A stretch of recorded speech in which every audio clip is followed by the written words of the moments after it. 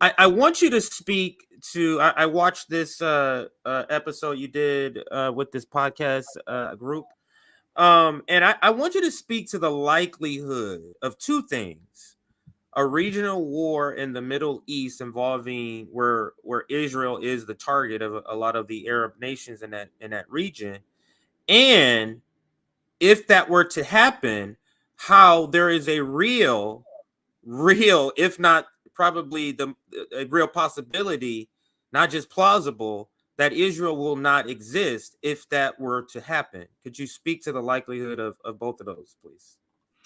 Well, I think we start off by, first of all, we have to define what Israel is. Mhm. Eretz Israel, the biblical Israel, that is the vision of the Likud party that is there. And I just remind people, there's been a lot of controversy about from the river to the sea. We've had a representative from Michigan attacked for her pro-Palestinian stance, where she has said this. The demonstrators that are out there have chanted this, and people call it anti-Semitic and showing hatred. But yes, it was part of the Hamas charter. Hamas was an organization that was chartered in the late 1980s, early 1990s. But you know who invented from the river to the sea? The Likud party of Israel. It's part of their charter in the early 1950s, from the river to the sea. And that means no Arabs. It's only going to be a Jewish homeland. And the Likud party is in power today. Benjamin Netanyahu and all of his, right-wing fanatics that they've formed this hate-filled government.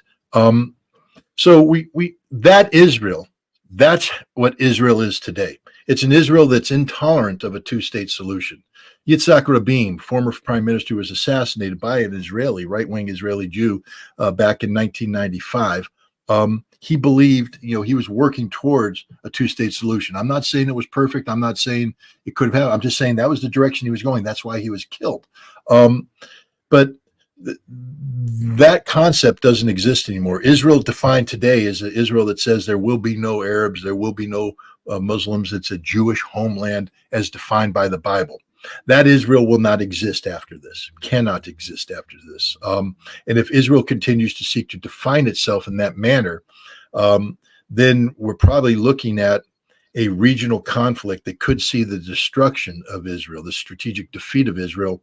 And this would be a tragedy for everybody involved. I'm not advocating the destruction of the Israeli state.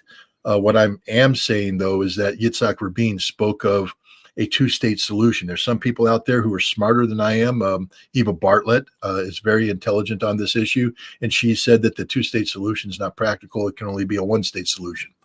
I yield the floor to those people to have that discussion. I'm just simply saying. Really, why I land that simply because we've seen the two-state solution in action. But go ahead, Scott. Yeah, I'm not advocating for anything. I'm saying that the Palestinian people need a homeland, whether it's a part of a two-state solution that's viable or a one-state solution. They need a homeland, and nobody's out there advocating for them but Hamas today. That's the reality. And Hamas is backed not by the Arab League, not by the Organization of Islamic States. They condemn Hamas because Hamas threatens them, because all those Arabs and Muslims have been using the Palestinian conflict to enrich themselves, to better position themselves. Ask Egypt about its defense budget.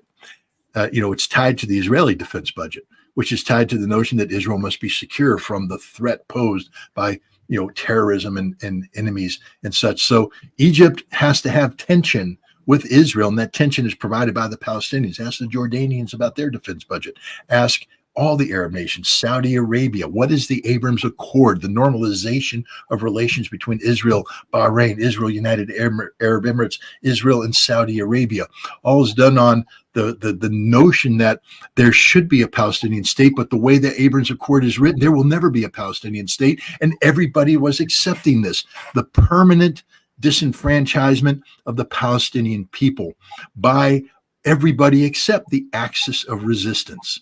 That is Iran, Hezbollah, Syria, Yemen. God bless the Houthi.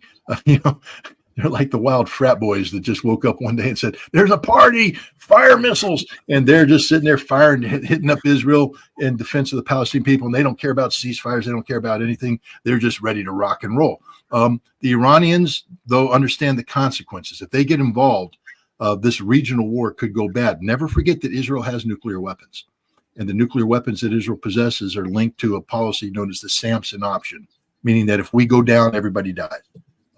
That's it. So for all those people saying that Israel's got to go, we got to destroy Israel. Come on, guys. Israel won't be destroyed without destroying everything. Okay, that's just the reality of it. So we don't want the destruction of Israel. What we want is a disenfranchisement of Eretz Israel, of this biblical Israel, of this Zionist Israel, that we should support the continue a homeland where Jewish people can feel safe in the homeland that has importance to them, but it can't come at the expense of the Palestinian people. And so this is going to be a tough negotiation that has to take place, but it can take place, and it will take place now. Why? Because of what Hamas did. Let's just be frank here. On October 6th, nobody was talking about a Palestinian state. Nobody in power. You might have been talking about Palestinian state. Dr. J might have been talking about Palestinian state, but the president of the United States wasn't. Nobody who had the ability to make it a Palestinian state was talking about it. Come October 7th, whole world's talking about it today. It's on everybody's tongue. Palestinian state, a two-state solution, and all this stuff. Why? Because of what Hamas did. Let's be frank. This wouldn't have happened if Hamas didn't do what it did on October 7th. And now, and let's also be honest, it wouldn't have happened if Hamas hadn't taken the hostages, come back into Gaza, gone underground, and had Israel blow the living crap out of Gaza. The terrorism that Israel has inflicted on the Palestinian people is one of these horrible consequences of a struggle for liberation. I liken it to what happened in Normandy in France in World War II. We were getting ready to invade Normandy, put our troops across the beach, and Charles de Gaulle, the head of the Free French, was approached by the military planners of the Allies, and they said, "We're going to end up killing a lot of French civilians." He said, "How many?" They said, 80 to 120,000. He said, "Oh my God." He said, "There's no other way to liberate France without this, without bombing the cities." And everything. They said no. So he greenlighted it. We ended up killing between 20 and 60,000, huge number. Charles de Gaulle never celebrated D-Day. Every time there was an anniversary after one of the great military victories, he never attended. Why? Because of the price that was paid by the French civilians. But it was a price that had to be paid to defeat Nazi Germany. The Palestinians that are dying today, it's tragic. It's a huge tragedy, a disaster.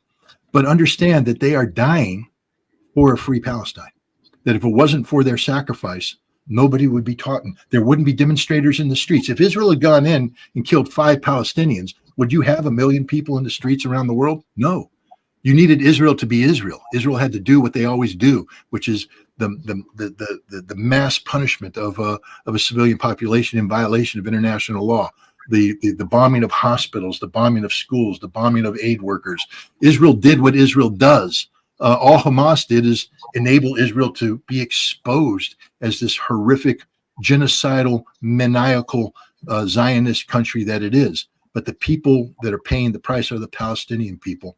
And I think it's imperative that their sacrifice not be wasted, because it will be a waste when this is all said and done if we just go back to what it was. If that happens, then none of this means anything. None of this was just an exercise in death and destruction. This has to have meaning. And to have meaning, Israel must be eliminated in its present state. And I think this is the path we're headed on. Benjamin Netanyahu is finished as a politician. He was already somebody who was widely unpopular before October 7th because he's a corrupt man who is being charged with corruption. And if he's found guilty in a court of law, could spend the rest of his life in jail. He doesn't want to go to jail. So he created this right-wing coalition who then turned and rewrote Israeli basic law so that the legislature controls the judiciary branch. So if any judge tries to bring him to account, that judge can be impeached. That means he's above the law. Israel rose up against him, hundreds of thousands of people in the street. This is before October 7th, saying he must go. Israel was divided. The president of Israel spoke about the danger of a civil war, an actual civil war in Israel over this. Now, Benjamin Netanyahu sold himself as the security prime minister. And on October 7th, he was proven to be a liar in that regard as well. He oversaw the greatest defeat of the Israeli military in the history of the Israeli military at the hands of Hamas on October 7th. He's the one that created all this problem. He will be held to account. His popularity is plummeting. Right now, he is in power only because there's a hostage exchange program going on.